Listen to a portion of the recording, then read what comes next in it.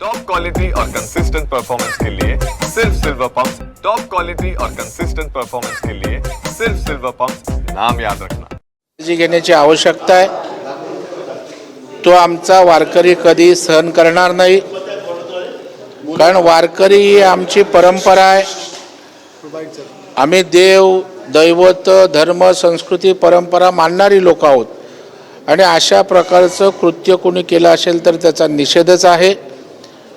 खरंच कोणी केलं, इंटेन्शन काय आहे, या सगळ्या गोष्टींचा तपास पोलीस घेईल आणि त्यामध्ये जर जाणीवपूर्वक कोणी काही केलं असेल तर निश्चितच कडकात कडक कारवाई झाली पाहिजे, तशी आमची मागणी राहील। आणि आमच्या हिंदू धर्मीयांच्या किंवा वारकरी संप्रदायाच्या आमच्या भक्तगणांच्या भावनांना कोणीही ठेच लावण्याचा प्रयत्न करू नये, नाहीतर जशास तसं प्रतिक्रिया या संदर्भात द्यावी लागेल। पुणेसारख्या शहरात असं घडतं हे म्हणजे काही दिवसांपूर्वी अशा प्रकारे नाही, मला वाटतं काही विघातक प्रवृत्ती असतात की आज महाराष्ट्रामध्ये सण, संस्कृती, आपण उत्सव कुठल्याही समाजाचे असो, धर्माचे असो होत असतात, परंतु काही प्रवृत्ती आबोआजमीसारखी पिलावळ जी आहे ते वातावरण खराब व्हावं आणि केवळ प्रत्येक गोष्टीत राजकारण करावं किंवा धर्माधर्मात तेढ व्हावी अशी काही अवलादी या ठिकाणी आहेत। ते असा प्रयत्न करतायत का हे पाहावं लागेल, कारण पुण्यातील लोक संयमी आहेत, सहनशील आहेत।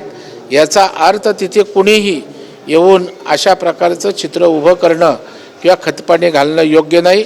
माझे आपल्या माध्यमातून पोलिसांना त्या ठिकाणी विनंती राहील की याची सखोल चौकशी करून गुन्हेगार यांच्यावर कडक कारवाई करावी। पालखीचे ते मुक्कामाला होते जे नानापेठेमध्ये काही पोस्टर्स हिरव्या रंगामध्ये लावले होते, त्यामध्ये लिहिलं होतं की अल्लाह शिवाय दुसरा कोणीही मोठा नाही। हे सगळं ठरवून केलं जातंय का? मला वाटतं हे ठरवून या ठिकाणी करत असतील, धर्माधर्मात भांडण लागावं अशा प्रकारचा उद्देश असू शकतो, परंतु या ठिकाणी आपली हिंदू संस्कृती, परंपरा हे दुसऱ्याचा अनादर करणारा नाही, परंतु काही प्रवृत्ती, काही अवलादी अशा प्रकारची जातीय तेढ निर्माण करण्याचा प्रयत्न करतायत, परंतु पोलीस योग्य ती दखल घेऊन त्याच्यावर कारवाई करतील।